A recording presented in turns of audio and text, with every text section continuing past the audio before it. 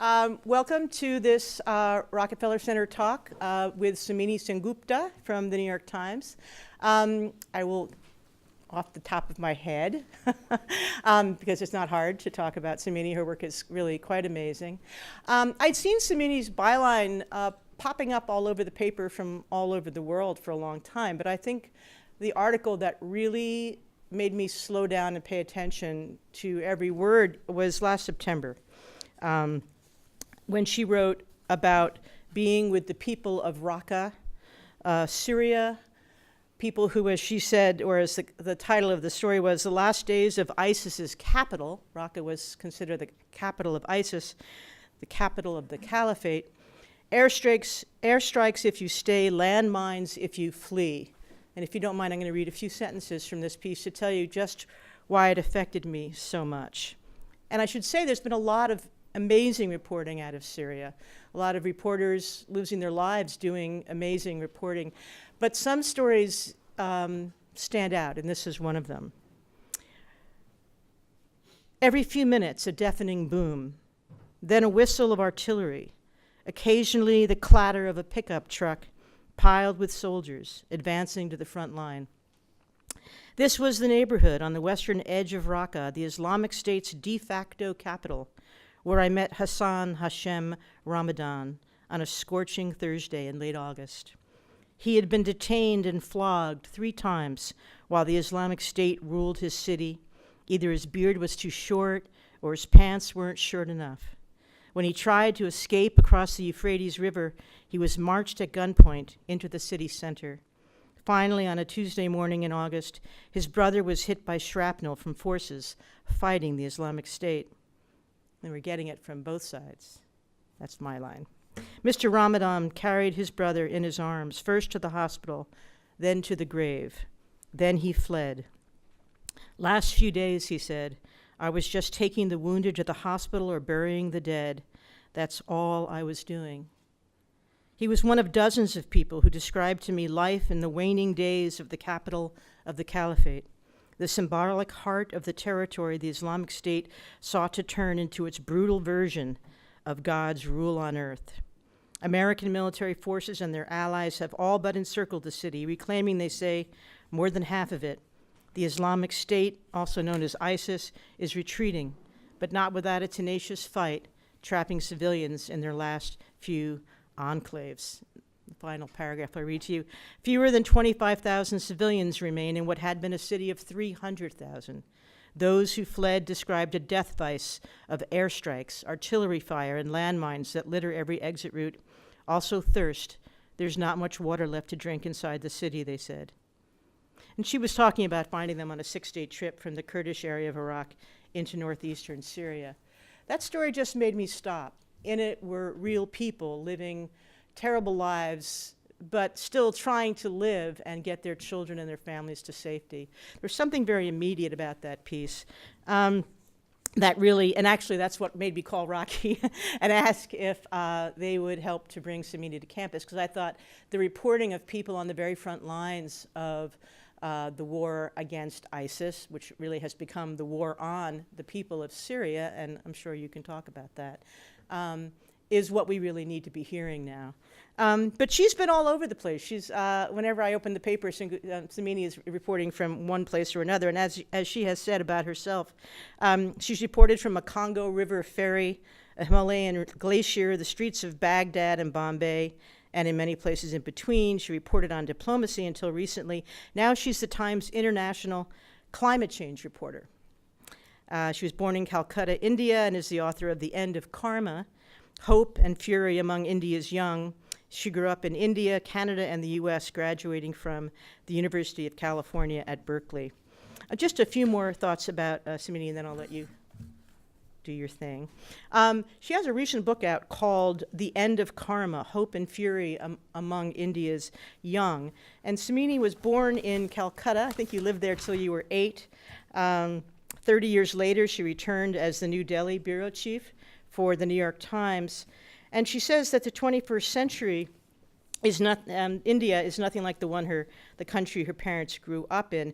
Today, India is the youngest country in the world with 365 million people between the ages of 10 and 24. A million turn 18 every month. It's a nightmare for parents, I'm sure, to have millions of 18-year-olds prowling the country. But I wanted to read something that Somini said about this book. I don't know if you'll have a chance to talk about that tonight. I call this the end of karma, because the people I write about, they're all trying to overcome their past. They were born with one destiny. They are trying to make another. And they're all stories of incredible grit and resilience and great hope, but also a bit of fury, quite a bit of fury, which is why the subtitle of the book is Hope and Fury Among India's Young. I think that's something that is a strand that follows from one story to another in Somini's writing. It's people standing up against great hardship, but finding within themselves the humanity, the dignity and determination to continue. And I note that she'll be coming to my class, my journalism class tomorrow morning, which I'm very excited about. And one of the things she suggested we read was, when the UN envoy Nikki Haley talks, does President Trump listen? And we really couldn't be in a better moment, because he's not, as of at least today.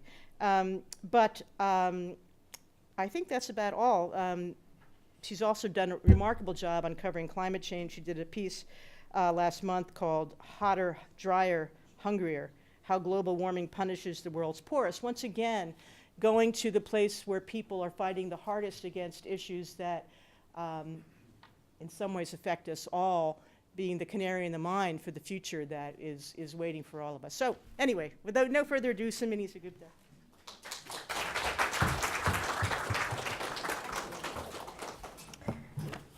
Thank you so much for that incredibly kind introduction. And thank you all for coming on this incredibly icky day. My name is Somini. I was born in Calcutta, as you just heard. And when I was just beginning to learn how to read, my grandfather was just losing his eyesight. And I remember being, I don't know, maybe 7 and a half, and I remember being summoned to his room and being ordered to read from the newspapers on his table. I might have managed to read a couple of headlines. Maybe I read the first paragraph of a story. I'm sure I understood none of it.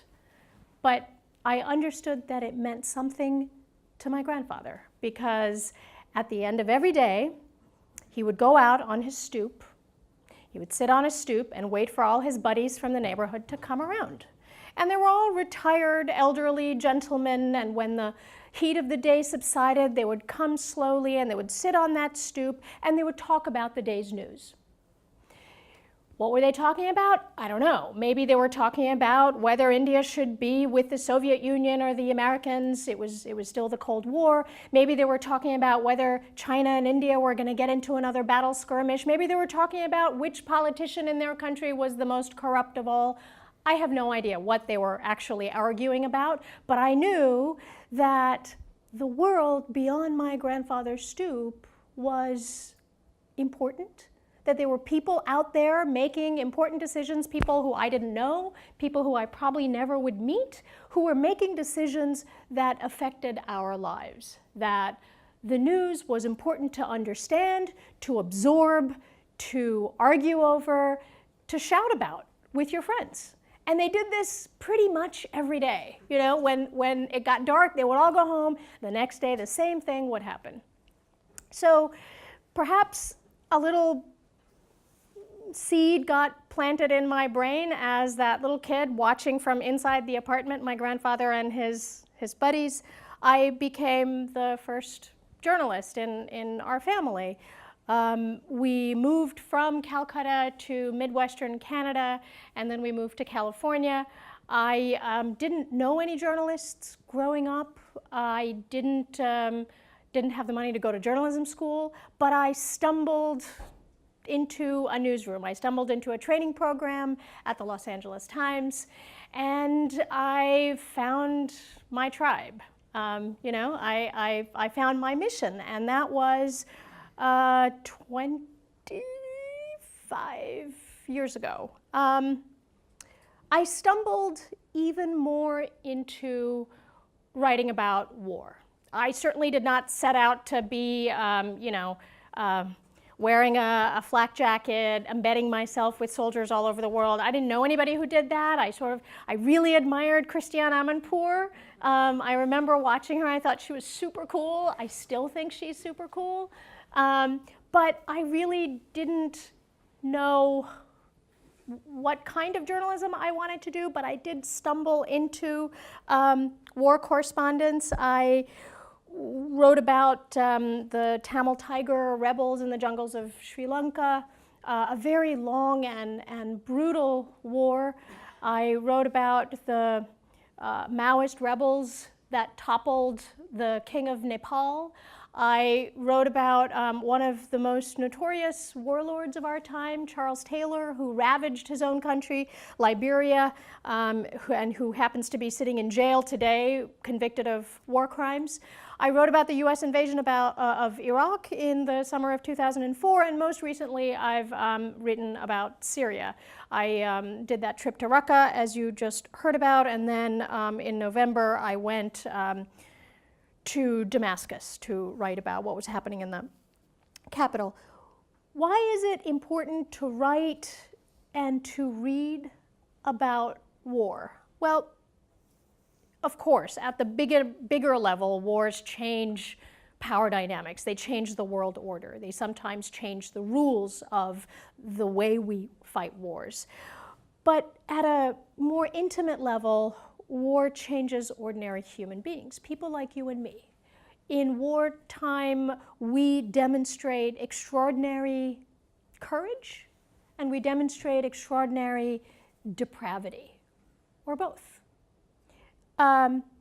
Which is why I tend to write stories not about what the warring parties are doing on the battlefield, but I write more about civilians. I write about people like me and you, and I find myself often asking when I'm in these conflict zones, when I'm driving back to wherever I'm staying for the night, and I never do any field reporting after dark. It's one of my hard and fast rules, and I think it's kept me safe until this point. But one of the questions that I often find myself asking is, what would I have done if this were me? Who would I have become if I were a mother or a child or a university student taking my midterms when the bombs were falling? What would I do? As I've been thinking about what to talk to you all about, I've been reading this really remarkable book by Min-Jin Lee. It's a novel called Pachinko, and it's about the Japanese occupation of Korea. And the novel starts with a line that really resonated with me. And the first sentence of the novel is, "History has failed us, but no matter." So this is why I think we do what we do as journalists, to not allow history to fail us, the greater us, and more precisely, to not allow the world's powerful to fail the stories and to forget the stories of the world's powerless. And that includes civilians, ordinary men, women, children who find themselves having to endure war. Because news at its core is what? It's what people in power don't want the rest of us to know about. Everything else, to paraphrase Orwell, is propaganda. And that includes what they don't want us to know about happening to ordinary people on the battlefield.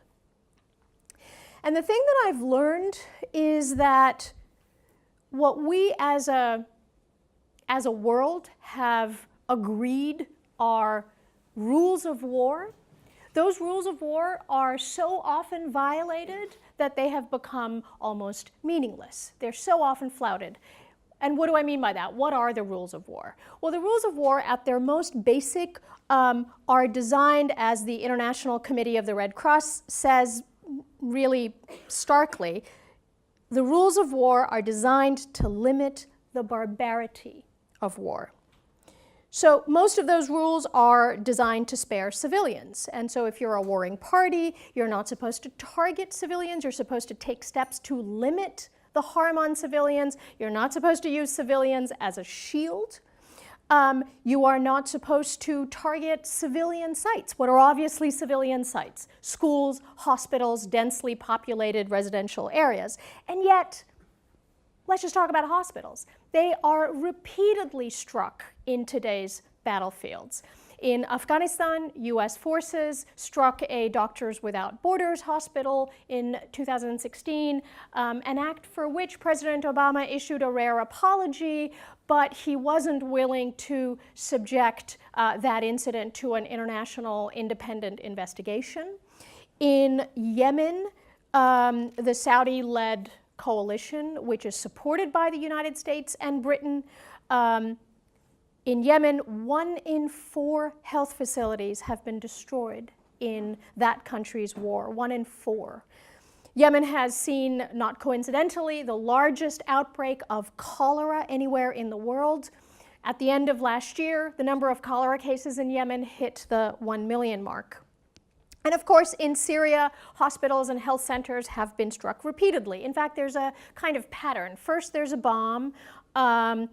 First responders try to rescue the wounded. They take them to a health center. And then those first responders and the health centers are then bombed.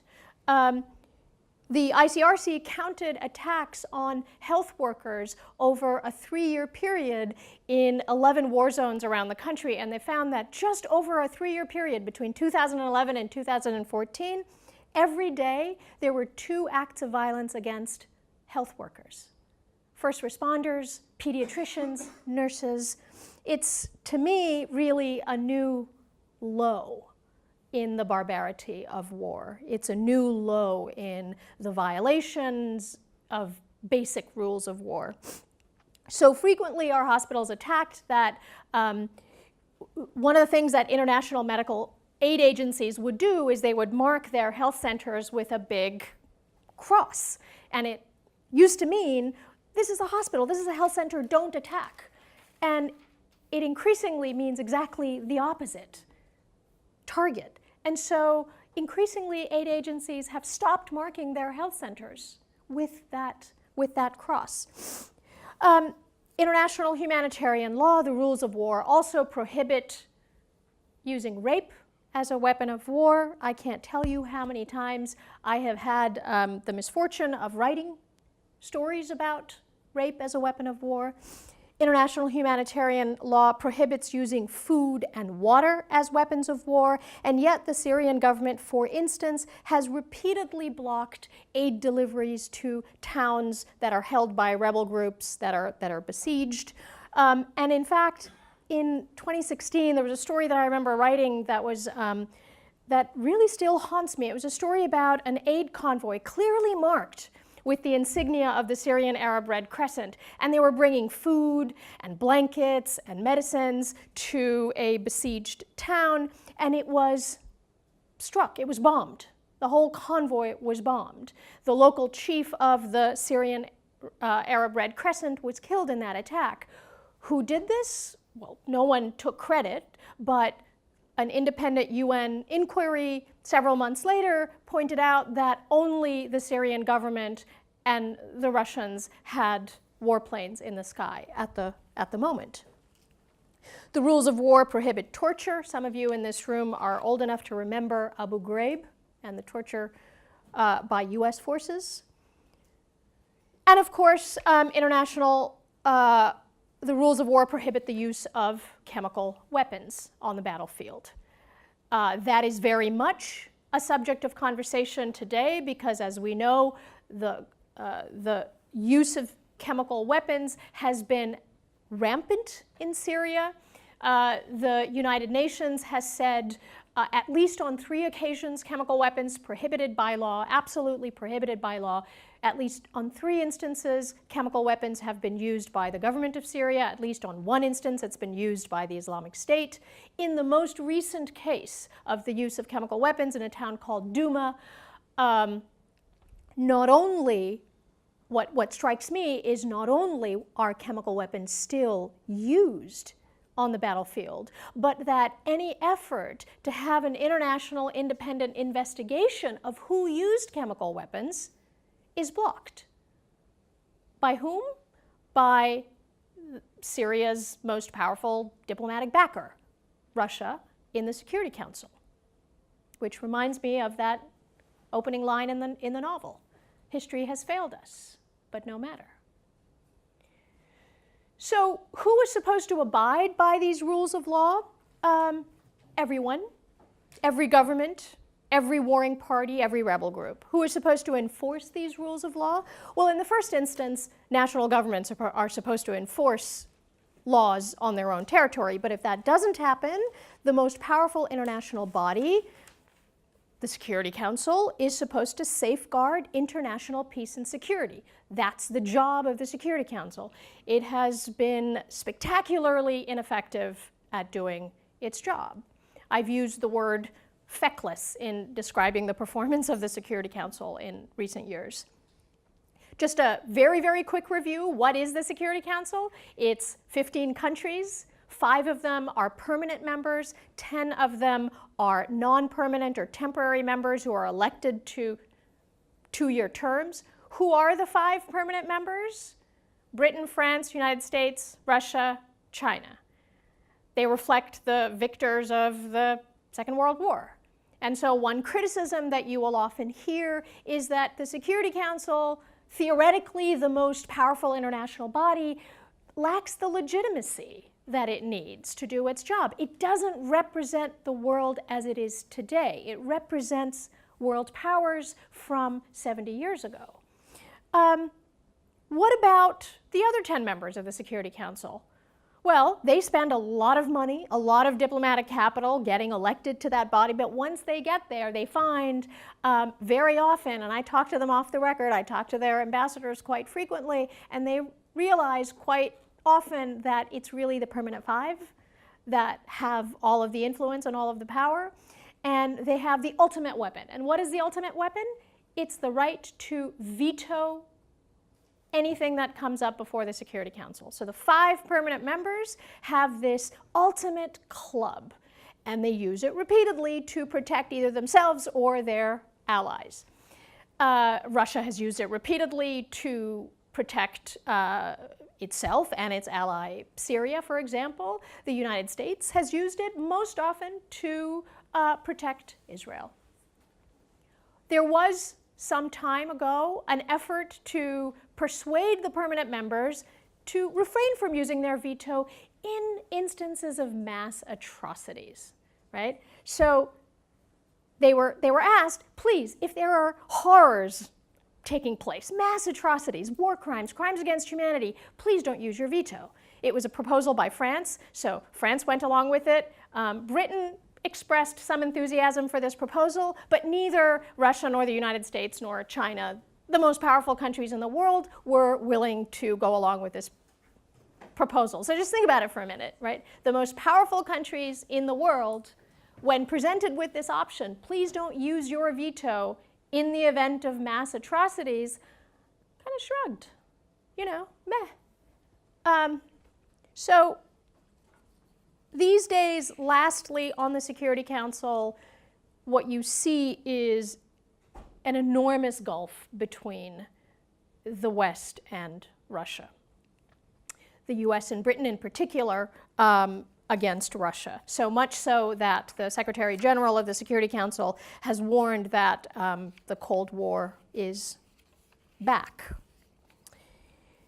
There's one other international law that has been spectacularly flouted that I just want to put on the table, and that is the International Refugee Convention, right? Enshrined into law in 1951, designed for people like you and me. If we are escaping war, if we're trying to escape war, or if we're trying to escape persecution in our home countries, persecution based on our identity or our political beliefs, then we have a right to seek asylum in any other country in the world.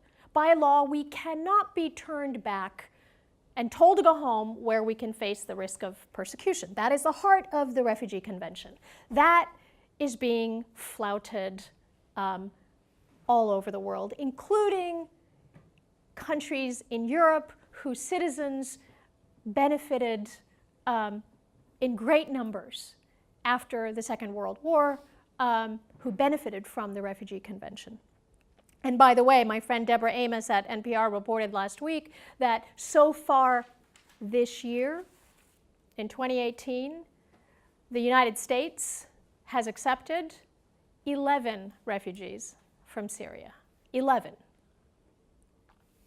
It's no coincidence, in my mind, that this disregard for international law, which, by the way, all the powerful countries of the world signed on to. I mean, it's not like some NGOs came up with international law. They were ratified by world powers.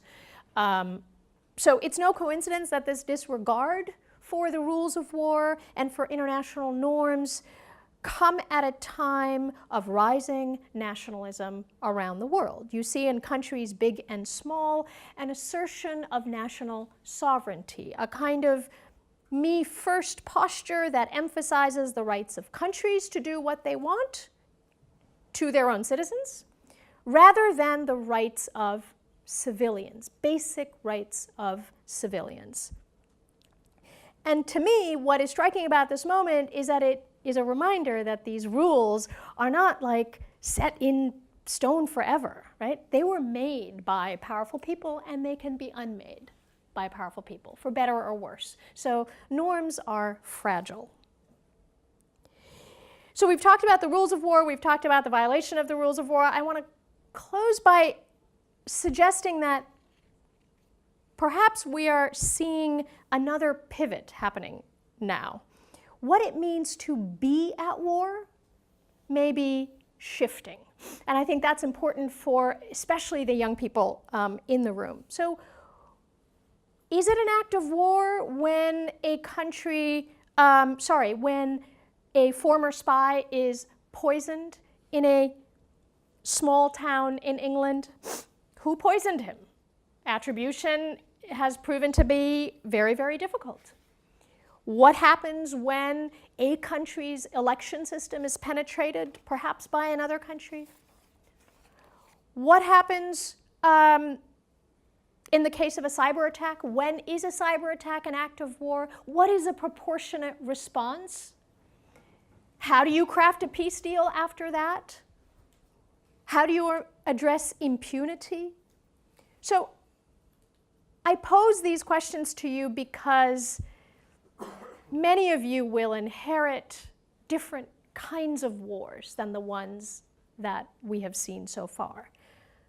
Perhaps some of you will have a hand in crafting new rules of peace, because as you've seen, the ones that exist today have proven to be pretty inadequate. And I hope that all of you will not be indifferent to the news of war from places far away, from places very unlike our own countries. I hope you will continue to read about the scars of war on people like me and you. War isn't, to my mind, really about warriors at all. It's about ordinary men, women, and children. Which is why I want to close by reading to you just a couple of paragraphs from this story that I wrote from Damascus. I went to Damascus last November, and it was, not an easy place to be reporting because you're followed by government minders. The people you speak to can often be placed in great danger by just speaking to a foreign reporter. You never want to get your sources in trouble. You don't really know quite what to make of what people are telling you, because they might be telling you half the story. So it was not an easy place to report, and I chose not to write about what government officials were saying or even what was happening on the front line, I chose to hang out with members of a women's choir in Damascus, and they called themselves the Gardenia Chorus.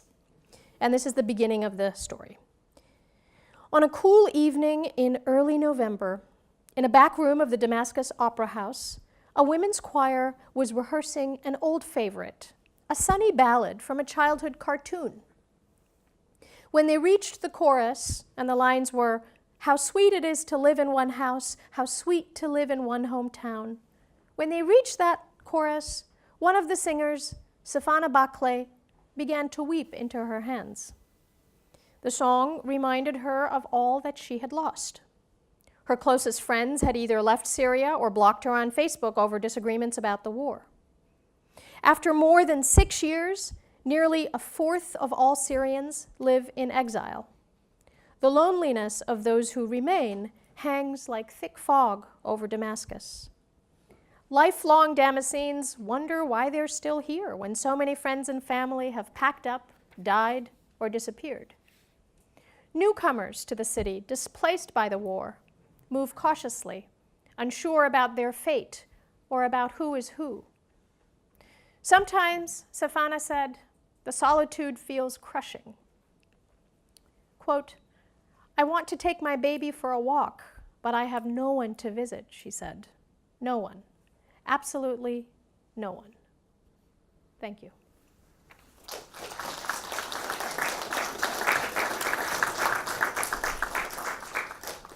Are we going to take some questions?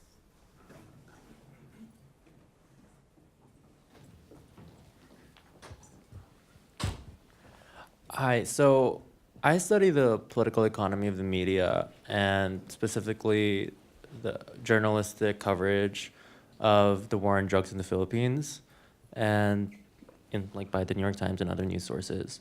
But I was curious how you think about the discourse on fake news that pervades the United States and elsewhere, and how we could restore trust in the media, whether we should restore trust into the media, or different ways that we could reconceptualize the media's role in a democracy given this political situation that we're in.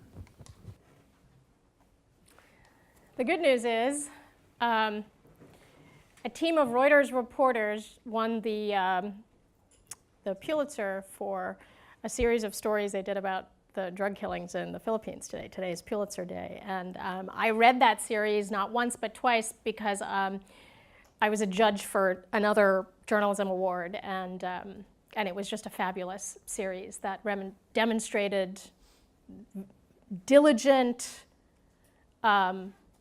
brave, on-the-ground reporting, which is my way of answering your question, I guess.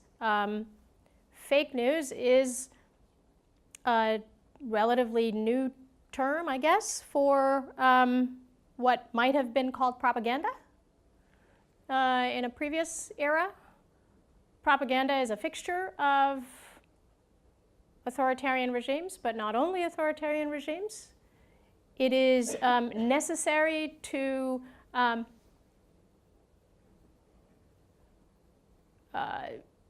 it is necessary now more than ever to distinguish, for all of us as citizens of a democratic country, to distinguish between what is propaganda and what is reported, diligently reported, often very expensive to do, often very difficult to do, news.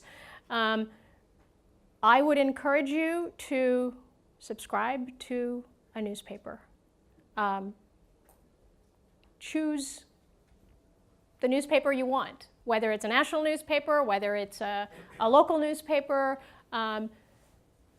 That is how you support journalism. It's a matter of some concern that, according to the Bureau of Labor Statistics published recently, the number of journalists working in the United States, those who call themselves journalists in the United States, have plummeted from something like 450,000 people who called themselves journalists a generation ago to 180,000 today. those are mostly going to be journalists who worked for small and medium-sized newspapers. And that hollowing out of local newspapers is a matter of real concern to me, just as an American citizen, right? To not know, to not have eyes and ears, independent eyes and ears, to know what's going on in the city hall, in the state capitol, where laws are made that affects you and me, that will affect our children, that is of real concern. So what can you do? There's a lot you can do to learn to distinguish between propaganda and news, and there's a lot you can do by subscribing to a newspaper, by paying for it, because it's expensive.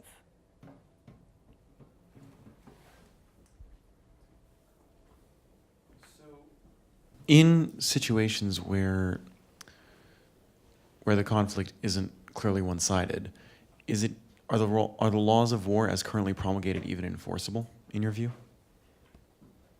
In asymmetrical wars, where there is an insurgent group and a state army, do laws of war apply? Yes, they do.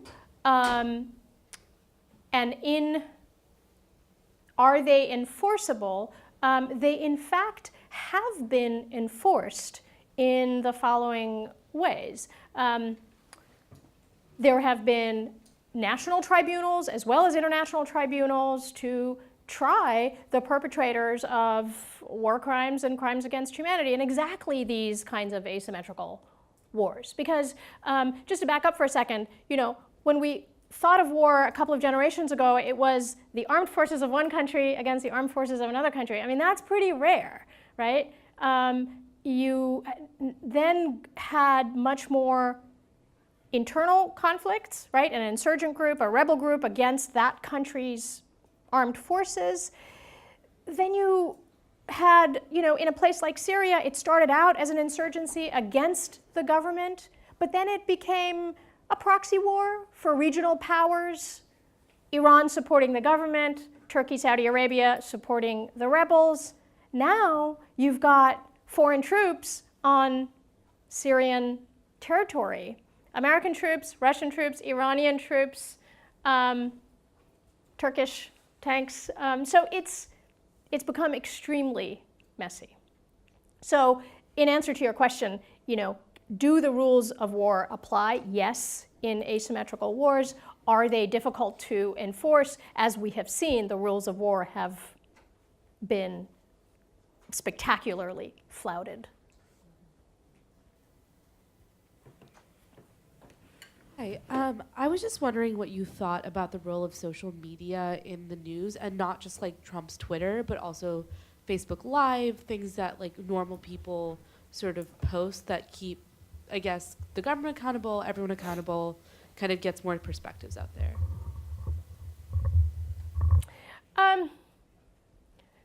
Both Facebook and Twitter and Snapchat and Instagram can all be distribution platforms for authoritative news. They can also be distribution platforms for a lot of propaganda.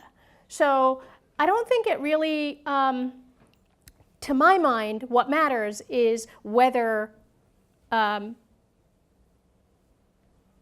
our fellow citizens can learn how to distinguish between those two things, right? What is the source? When was this story published? When was this image taken? And there's a temptation, of course, to kind of base your opinion and your retweets and your likes based on just the headline rather than the substance of the story. So I'm not saying that they are agnostic platforms necessarily, but they force us to be diligent about what the source of that news is. Right here. I think you're in such a cool position having investigated both war and climate change, because of course the two issues are so interrelated. And I'm wondering, you described the Security Council as feckless, and I think a lot of people would describe the UN is pretty feckless in how they've dealt with climate change. I'm wondering if, in your view, there are any systemic governance issues or even the nationalistic sentiment that you've mentioned that might hinder effective international action on both issues. Any parallels there? So,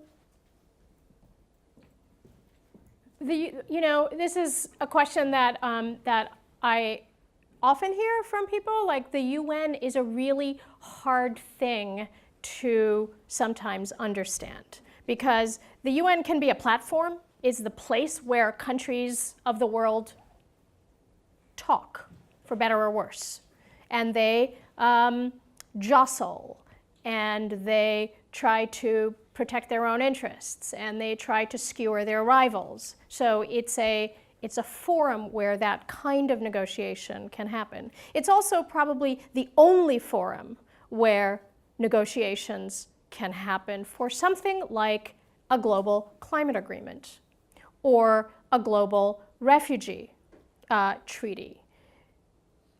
To the UN's usefulness, right? It was the world body that made 190, what was it? Now it's all countries minus the US, made everyone come together and agree on the Paris Climate Accord. It was also, and currently there are efforts underway to have a global compact on the rights of migrants. There's negotiations going on right now. The degree to which those kinds of discussions succeed or fail depends on which countries get to drive the negotiations, right? So that's one function of the UN. The other function of the UN, of course, is to deliver services, to give out tents and medicines and blankets, and then the third, perhaps forgotten and most threatening to governments, is its human rights function. That is a pillar of the United Nations, and it has the power to investigate the powerful when they violate these rules of war that we're talking about. That again is a subject of intense negotiations and jockeying for power. So the war crimes, the alleged war crimes committed in Syria by various sides, there have been efforts to refer that to the International Criminal Court. Has it succeeded? Of course not. It's failed in the Security Council. After years of negotiations, now there was a compromise effort to establish an independent investigation into human rights abuses in Yemen. It required a lot of compromise because there were powerful countries involved who are parties to the conflict. So it's important to, I guess, distinguish between which part of the UN, right, you're talking about. And yes, it is very important. I would say that I'm a journalist, to hold these institutions, feet to the fire. Are they doing what they're supposed to be doing? Because the United Nations Charter begins with the words, "We the people of the United Nations." It doesn't begin with the words, "We the sovereign governments of the world." It's "we the people." And that's my job and the job of my fellow reporters, right, is to be guardians of the public sphere and to hold them to account, to hold these institutions to account.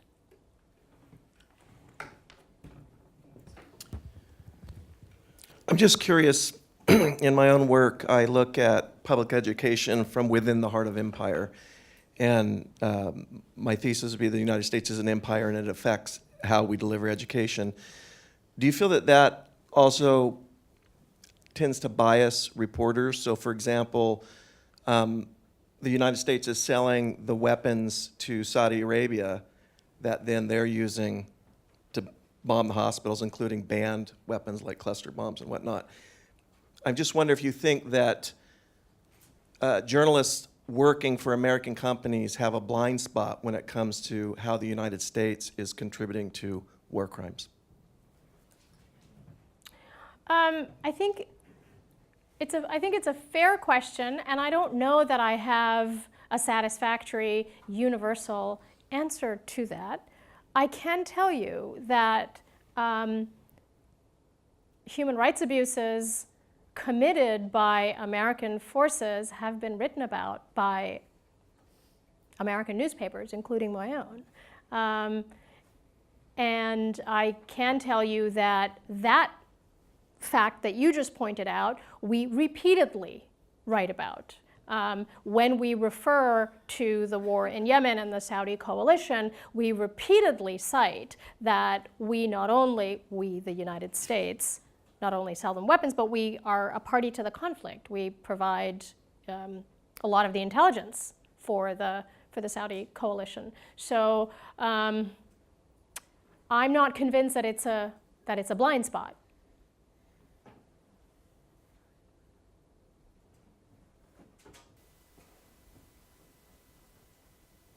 I think for balance, it might be interesting to point out that writers like Steven Pinker and philosophers like that have shown that indeed this time is the least violent and least wartime period in human history. And I think that this is just an interesting counterpoint. Absolutely. I think you make a very, very valid point. I think over the course of human history, we happen to be living in a relatively peaceful time. We also happen to be living in a time when there has been some international agreements to do away with really degrading forms of human rights violations. So yeah, we ought to acknowledge that. I think that's absolutely right. Some of it is about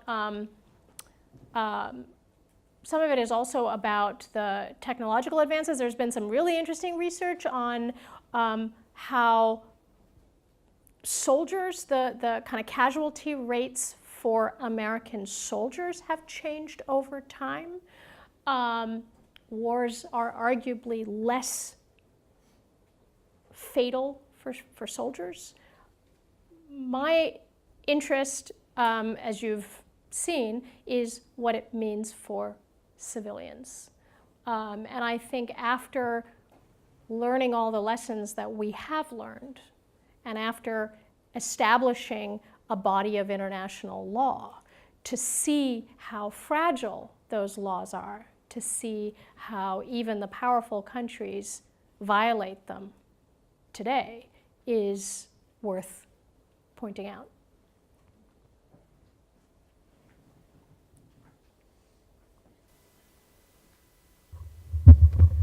Thanks.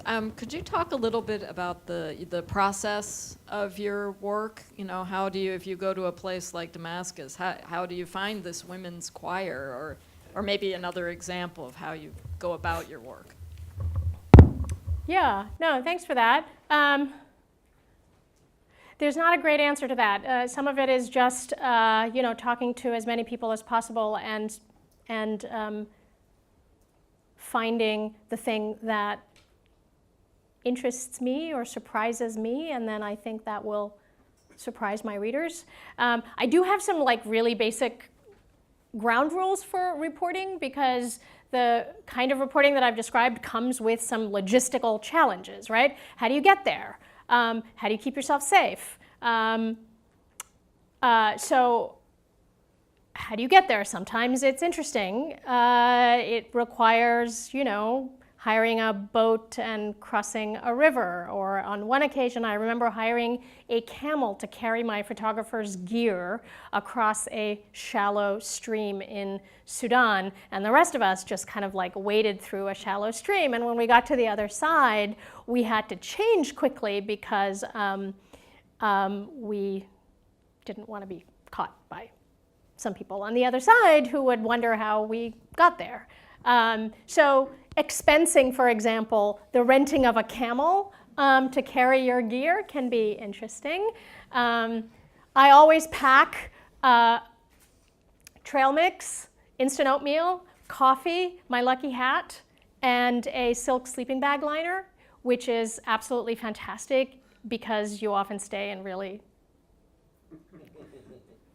and I'm pretty persnickety. I carry a lot of hand sanitizer.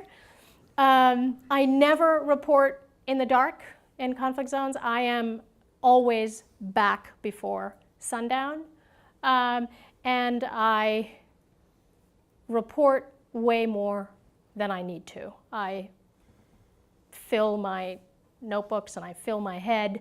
I use my cell phone often as a visual notebook. I take pictures. I record voices. I sometimes take video if my battery can handle it on my phone. And why do I do that? Because when you're back at your desk and you're writing, you want to be transported to where you just were. And you don't just, or I don't just use one sense. I hear what people are saying. I also try to hear what people are not saying. I often pay attention to what they're doing with their, if they're picking their nails, what kind of shoes they're wearing, what their house looks like, what it smells like, if there's food on the shelves in a refugee camp. I spent hours in a barber shop in a town outside of Raqqa, and all these men were pouring out of Raqqa and they were getting a haircut and their beards shaved. And I spent an entire day just in that barber shop because there was just so much there. Doesn't answer your question. Can you tell people why they were getting their beard shaved? Which I thought was pretty. Oh, right, because of course in the Islamic State territory, in the city that they controlled, you had to grow a certain size beard. You couldn't shave. So one of the first things that men told me about was, I just want to get rid of this thing and have my face back again. It's quite moving. There were students up there, who had their hands up.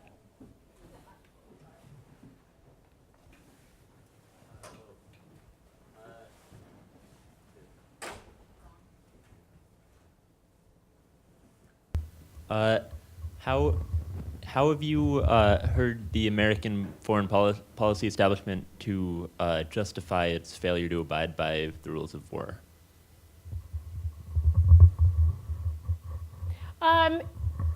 Do you mean in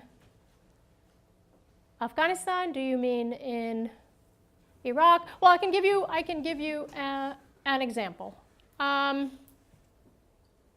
The bombing of the hospital in Kunduz, for example, the U.S., as I said, issued an apology, said that it was done in error, and conducted its own, and I believe is still in the midst of investigating exactly what happened. Doctors Without Borders, the aid agency whose hospital it was, wanted the U.S. wanted that incident to be investigated by something that had never actually investigated anything before. It was like this very unusual arrangement by which there would be an international independent investigation, and the U.S. would have to give its permission, its consent for that, and it didn't. On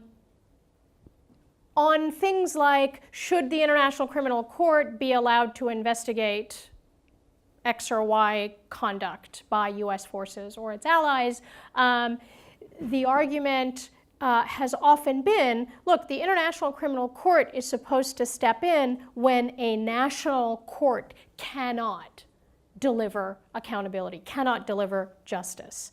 That's been the legal basis for the United States. The U.S. doesn't belong to the International Criminal Court, is not obliged to fall under its jurisdiction, but also there is a legal case that has been made, that can be made, that where countries have a robust judicial system to investigate violations of war, violations of rules, an international body does not have to get involved, or that country does not have to subject itself to an international body's scrutiny. You can debate that, but that's been the argument used.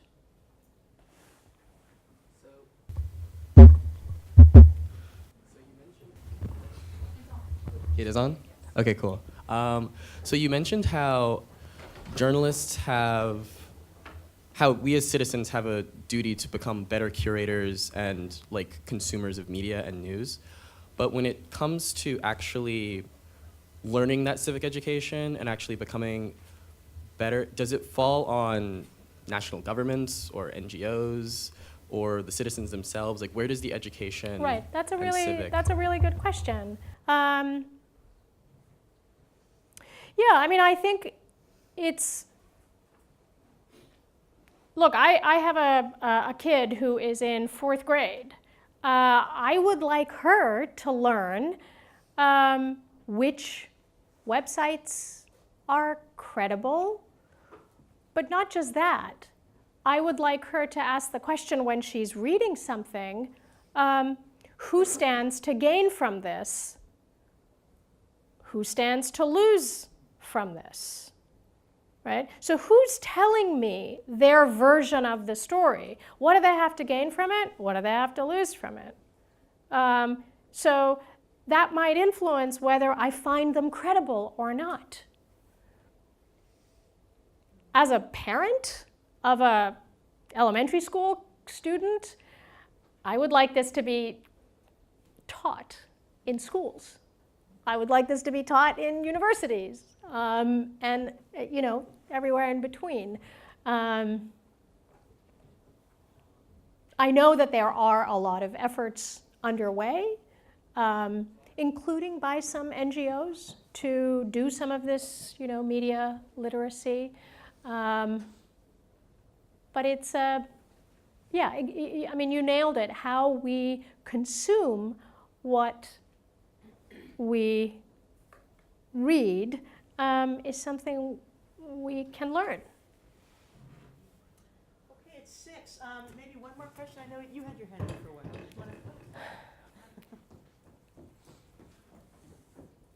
I was wondering, could you talk more on your take of the recent strikes ordered on Syria? The U.S. Yes. Missile strikes? Yes. Right. Just one thing I would say, I don't really have a take on anything. I can tell you what I have reported. I can tell you what the context is. I can tell you why it matters. But I tend not to have a take. That's, that's just that's not my thing. So remember, last year, was it April or May? I think May. Chemical weapons were used in Khan Sheikhoun. They were followed by strikes on chemical weapons facilities in Syria, and then chemical weapons were used again. These strikes have been described by the Pentagon to be wider and deeper. No one can predict whether chemical weapons will be used again, but we don't know still exactly the nature of the chemical weapons used in this last attack. There's a huge question about, if it's a nerve agent like sarin, that's one thing. That can be produced in a facility, perhaps that can be targeted. But if it's chlorine, it's not illegal to have chlorine. It's not an illegal substance. It is illegal when it's weaponized. So to stop the use of chlorine-filled bombs has its own challenges. These strikes also, the danger, the risks that a lot of people were talking about was, is this going to escalate and become a US-Russia, direct conflict? That seems not to have happened. Neither the Russians nor the Iranians have taken any direct retaliatory action. It seems that the strikes were targeted in such a way that the chance of a direct Russian retaliation was avoided. Whether there will be indirect retaliation in other places remains to be seen. So remember, there are Iranian forces in Iraq where there are US forces.